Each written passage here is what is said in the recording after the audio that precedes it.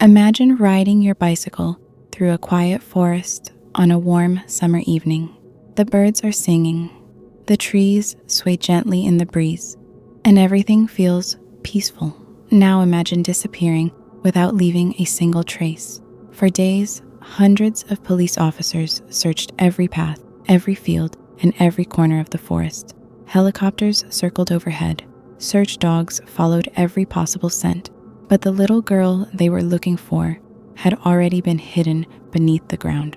You're watching Lady of the Shadows, and this is the heartbreaking true story of 10-year-old Ursula Herrmann, a case that shocked Germany and remains one of the most disturbing kidnappings in modern history. It was September 15th, 1981, in the small town of Esching am Ammersee, Germany. 10-year-old Ursula Herrmann lived with her parents and siblings in a quiet neighborhood where children could still ride their bicycles alone. It was a peaceful community surrounded by forests and open countryside. Violent crime was extremely rare, and families felt safe. That afternoon, Ursula visited her older sister, who lived only a short distance away. They spent time together like they had many times before. Nothing about the day seemed unusual. As the evening approached, Ursula climbed onto her bright red bicycle and began the short ride home. The route was familiar. She had traveled it countless times, but she would never reach her front door. When Ursula failed to return home, her parents immediately became worried. At first, they assumed she might have stopped to visit a friend. As the minutes turned into hours, panic replaced hope. The family contacted the police. Officers quickly organized a search. Friends, neighbors, firefighters, and volunteers joined together, believing they would soon find the missing girl. Search teams walked through nearby fields and forests. Nothing. The next morning, the search became even larger. Helicopters flew overhead while trained dogs searched the area. Still nothing. It was as if Ursula had vanished into thin air. Then investigators made a terrifying discovery. Her red bicycle was found abandoned near a narrow path at the edge of a forest. There were no signs of a struggle, no blood, no footprints that clearly explained what had happened. Only an empty bicycle, silently waiting where its young owner had disappeared. Police now feared the worst. This was no longer a missing child case. Someone had taken Ursula. Days passed without answers. Then everything changed. Ursula's family received a ransom letter. The kidnapper demanded a large amount of money and warned the family not to involve the police. The letter convinced investigators that Ursula was still alive. Every minute now mattered. Police secretly monitored the family while preparing for the ransom exchange, hoping the kidnapper would make a mistake. But the kidnapper never appeared. Instead, more messages arrived, each one creating more confusion than the last. Investigators desperately tried to trace the letters and recordings, but technology in 1981 was far more limited than it is today. Time continued to slip away. No one knew that, while everyone believed Ursula was waiting to be rescued, she was already trapped inside a small wooden box hidden beneath the forest floor, a place no search team could possibly see. For nearly 3 weeks, investigators searched endlessly. Every new lead ended in disappointment, yet they still believed Ursula could be alive. Then, on October 4th, 1981, search teams made a discovery that would haunt Germany for decades. Hidden deep inside a wooded area, beneath layers of soil and branches, was a carefully concealed wooden chamber. It was unlike anything the investigators had ever seen. The chamber had been built underground, measuring just large enough for a child to lie inside.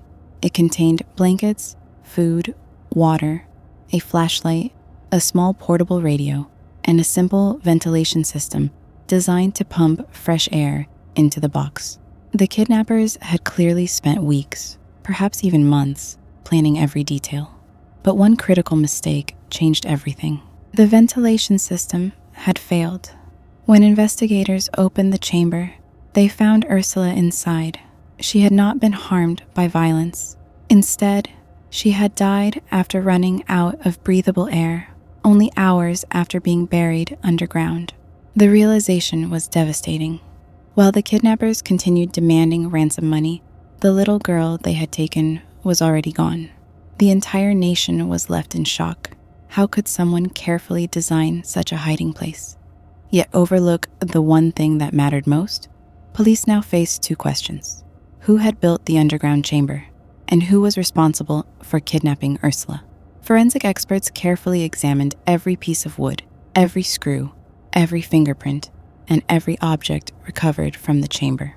Unfortunately, the heavy moisture inside the underground box had destroyed much of the physical evidence. The kidnappers had left almost nothing behind. With few clues, investigators shifted their focus to the ransom letters and recorded messages. The letters had been typed. The phone recordings had been distorted. Whoever committed the crime had planned almost every step to avoid being identified.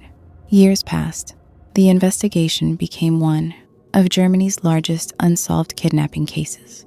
Thousands of people were questioned. Hundreds of tips were investigated. Dozens of suspects came and went, but none of the evidence was strong enough to solve the mystery. As time passed, many feared the truth would never be known. Then, decades later, modern forensic technology gave investigators one final chance. Tiny traces of DNA recovered from one of the ransom letters were re-examined using techniques that did not exist in 1981. The evidence pointed investigators toward a local man named Werner Mazurek. Authorities believed he had carefully planned the kidnapping, built the underground chamber, and sent the ransom demands. Mazurek denied every accusation. His trial lasted for months as prosecutors presented forensic evidence, expert testimony, and years of investigative work. In 2010, nearly 29 years after Ursula disappeared, a German court found Werner Mazurek guilty of kidnapping, resulting in death. He was sentenced to life in prison. Even after the verdict, some people continued to debate the case. But for Ursula's family, no sentence could undo the tragedy they had endured. A 10-year-old girl had left her sister's home for what should have been a short bicycle ride. She never made it home. Instead, her life ended alone beneath a quiet forest, inside a wooden box built by people driven by greed. More than 4 decades later, Ursula Herrmann's story remains one of the most heartbreaking kidnapping cases in German history. It serves as a reminder that even the safest places can hide unimaginable darkness, and that justice, no matter how long it takes, can never erase the pain left behind. As weeks turned into months, the investigation slowly lost momentum. The search teams packed up. The news cameras disappeared. Life in the small town began to move forward. But for Ursula's family, time had stopped the day she vanished. Every birthday became a painful reminder of the life that had been stolen. Thank you for watching. If you enjoyed this documentary and would like to see more true crime stories from around the world, don't forget to like the video, subscribe to the channel, and turn on notifications. Some truth hide in silence. Shadows remember until the next mystery.